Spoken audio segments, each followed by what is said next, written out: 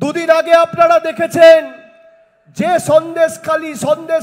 সন্দেশখালী করে ভারতবর্ষে হাওয়া তুলে বাংলার মানুষকে ছোট করার চেষ্টা করেছিল, বাংলার ভাবমূর্তি ক্ষুণ্ণ করার চেষ্টা করেছিল। আজকে সন্দেশখালী প্রমাণ করে দিয়েছে যে বিজেপি দলটাই জালি। আজকে সন্দেশখালী যে ভিডিও জনসমক্ষে এসছে আপনারা দেখেছেন, মায়েরা দেখেছেন কি? ভাইয়েরা দেখেছো? সবাই সন্দেশখালীর ভিডিও দেখেছো?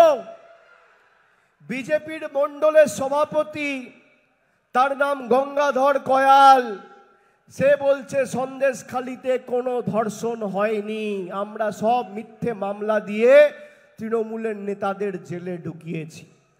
আপনি ভাবুন, একটা রাজনৈতিক দল এত নিচে নামতে পারে, এত নির্লজ্জ, এত নিকৃষ্ট মানের হতে পারে যে নিজেদের স্বার্থ চরিতার্থ করতে বাংলার 10 কোটি মানুষকে দেশের 140 কোটি মানুষের কাছে ছোট করেছে এই ভারতীয় জনতা পার্টি।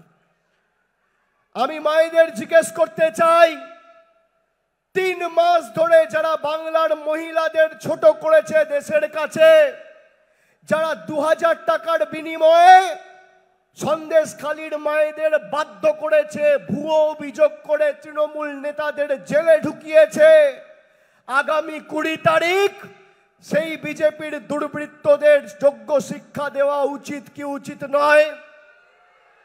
মায়েরা বলুন, যারা আপনার লক্ষ্মীর ভান্ডার বন্ধ করতে চায়, ঝেঁটিয়ে তাদের বিদায় করা উচিত হ্যাঁ কি না? যারা গরিব মানুষের আবাসের টাকা বন্ধ করেছে 4 বছর ধরে, তাদেরকে বিতাড়িত করা উচিত বাংলার মাটি থেকে হ্যাঁ কি না?